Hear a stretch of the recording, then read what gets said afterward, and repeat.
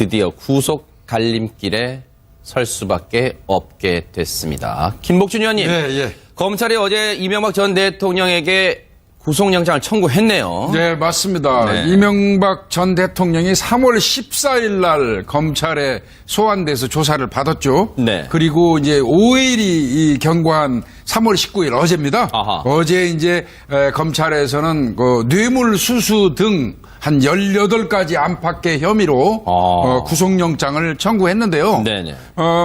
이게 좀 비슷한 게 있어요. 박 전 대통령 같은 경우도 6일 만에 구속영장 신청했거든요. 조사하고 나서. 그래서 비교적 그 두 사람은 네. 구속영장을 청구하는 시점이 네. 생각보다 좀 빠르다.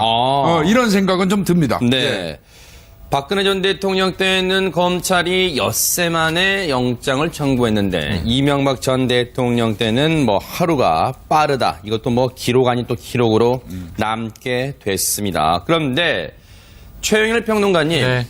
지금 검찰이 이명박 전 대통령에 대한 구속영장 청구서를 보니까 200쪽이 넘는 분량이라 그래요. 네, 207쪽입니다. 207쪽이에요. 구속영장 청구를 위한 혐의를 적시한 서류죠. 네. 207쪽에 달하는데 핵심 내용은 두 개로 쪼갤 수 있습니다. 아하. 하나는 김복준 교수님 말씀해 주신 뇌물수수 혐의. 네. 이게 110억 원대에 달하는데요. 아하. 가장 이제 큰 덩어리가 네. 삼성이 대납했다는 다스 소송 비용 아하. 68억 원에 달하고요. 네. 또 이팔성 전 우리금융지주 회장이 뇌물로 줬다는 토탈 22억 5천만 원. 네. 이 덩어리가 이제 제일 크죠. 아하. 그 외에 뭐 국정원 특활비라든가 세세하게 그렇죠. 들어 있습니다. 또 매관 매직 여기에 또 이제 공천 헌금 이런 것들이 들어 있고요. 네. 또한 큰 덩어리는 바로 횡령이에요.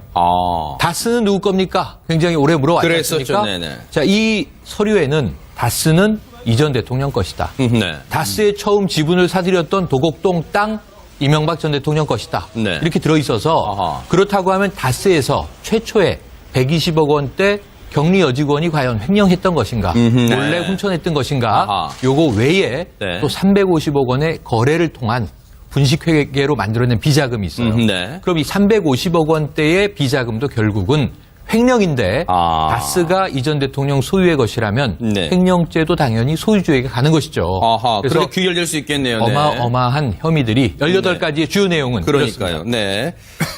양지민 변호사님, 사실 이 검찰이 구속영장을 청구할 거라는 것은 아마 이명박 전 대통령 측에서 어느 정도 예견은 했겠습니다만 또 이게 실제로 청구가 되니까 이게 또 상당히 또 긴장할 수밖에 없을 것 같습니다. 네, 그렇습니다. 네. 사실은 지금 뭐 수순이다, 예상된 수순이다라는 얘기가 나올 정도로 충분히 예상을 할 수 있는 상황이었습니다. 왜냐하면 지금 뭐 방조를 했다라고 보이는 종범들이 다 구속되어 있는 상황이고요. 그리고 워낙 진술들이 이제 깔끔하게 나오고 있죠. 그렇기 때문에 검찰 측에서도 만약에 구속영장 청구를 안 한다 그러면 안 하기 위한 명분이 있어야 되는데 그런 명분이 지금 없는 상황입니다. 그렇기 때문에 구속영장을 청구할 것이다. 라고 예상이 됐었고요. 하지만 여기에 대해서 이명박 전 대통령 같은 경우에는 이제 지금까지 취해왔던 입장을 고수하고 있는 것으로 보입니다. 명백한 정치 보복이다라는 입장을 계속해서 피력을 하고 있고요. 그렇기 때문에 나오고 있는 얘기가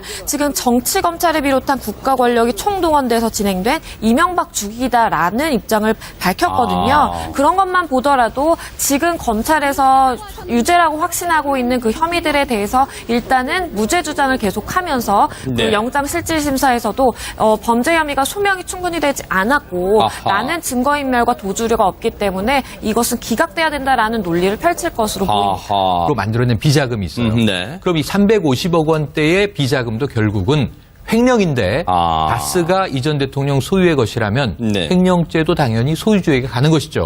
그래서 그렇게 귀결될 수 있겠네요. 네. 어마어마한 혐의들이 18가지의 주요 내용은 그러니까요. 네.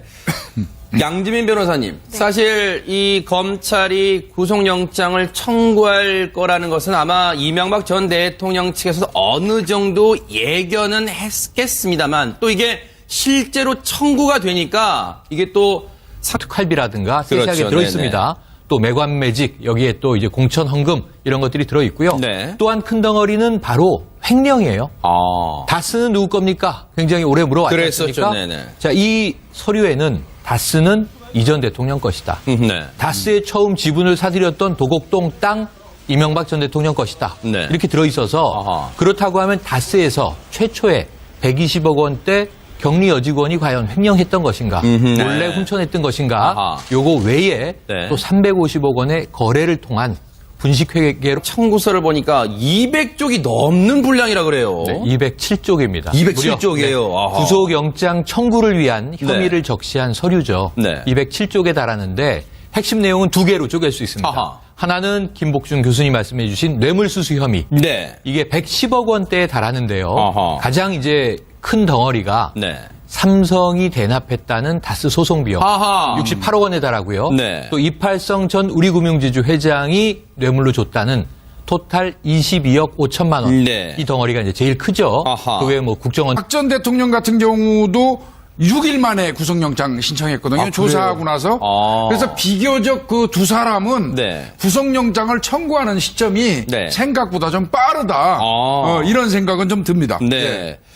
박근혜 전 대통령 때는 검찰이 엿새 만에 영장을 청구했는데 이명박 전 대통령 때는 뭐 하루가 빠르다. 이것도 뭐 기록 아닌 또 기록으로 남게 됐습니다. 그런데 최영일 평론가님, 네.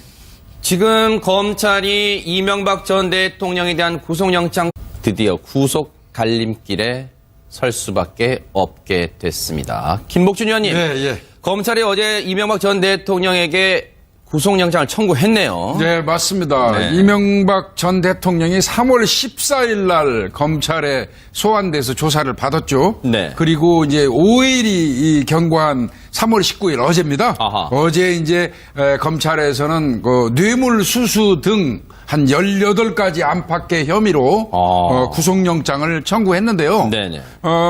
이게 좀 비슷한 게 있어요.